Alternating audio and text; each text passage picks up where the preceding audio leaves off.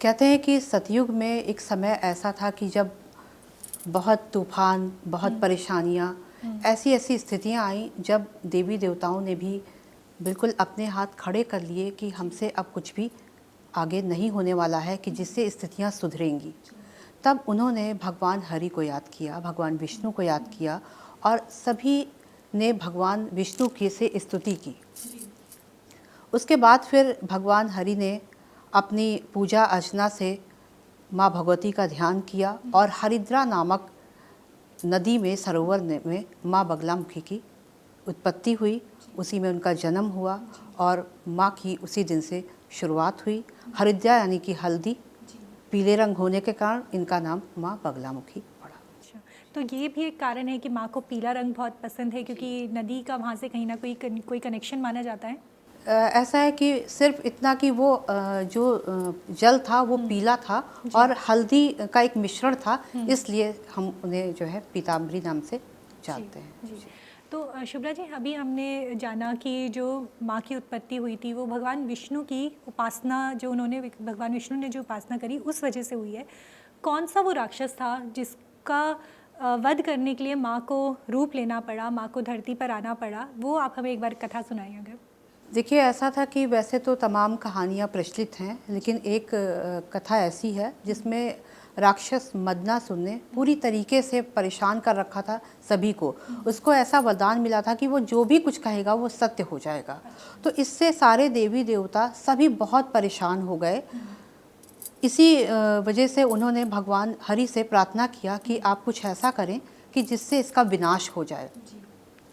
तो भगवान विष्णु ने माँ को याद किया, पूजा अर्चना किया और माँ ने फिर ऐसी शक्ति की कि राक्षस की जीवा को उन्होंने स्तंभित कर दिया कि जिससे उसकी शक्तियाँ समाप्त हो जाए। जी, तो शुभ्रा जी, माँ के रूप के बारे में हम बात कर रहे हैं।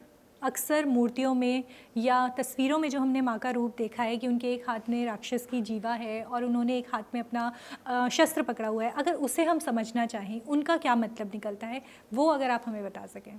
देखिए, उसका मतलब सीधा यही है कि जितने भी विकार हैं, जितनी भी नकारात्मक ऊर्जा है, अगर हम माँ को इस रूप में देखते हैं तो इसका मतलब यही है कि जितनी भी नकारात्मकता है वो दूर हो जाती हैं। माँ का जो जीवा पकड़े हुए पोजीशन है राक्षस की, वो यही हमें दर्शाती है कि अगर हम गलत हैं, रॉन्ग है ना, तो हमारे साथ गलत ही होगा। वो एक जस्टिस की देवी है, तो वो न्याय ही करेगी। तो टोटल कहने का मतलब ये है कि जितनी भी निगेटिविटी है वो रिमूव हो जाती है अगर हम माँ का ध्यान करते हैं। माँ बगलामुखी के नाम का अगर मैं अर्थ समझना चाहूँ, जो कि आपने अभी ऑफ कैमरा भी हमने बात करी, तो आपने मुझे बताया कि माँ के नाम का मतलब जो है वो क्या अपने आप में महत्व रखता है, उसका क्या मतलब माना जाता है, ताकि हमारे दर्शक जो हैं वो माँ के स्वरूप को और बेहतर तरीके से समझ सकें। देखिए, माँ का जो नाम है वो बिल्कुल साधारण हम उस समय बात करते हैं जब हम इनकी साधना विशेष रूप से नहीं कर सकते हैं। जैसे कि विशेष साधना में हम बीज मंत्र नहीं कर सकते हैं इनके, अगर हम गुरुमुख नहीं हैं, हमने दीक्षा नहीं ले रखी है, हमने दीक्षा नहीं है, हमारे कोई गुरु नहीं है, तो हम माँ के उन रूपों को याद कर सकते हैं, माँ के उन रूपों को चैंट कर सकते हैं, जिससे हमारे ग्रह भी बैलेंस होते हैं। इसमें काफ़ी ग्रहों का भी है कि अगर हमने माँ के इन 108 नामों को चैंट कर लिया तो इससे हमारे 9 ग्रह बैलेंस होंगे, शांत होंगे।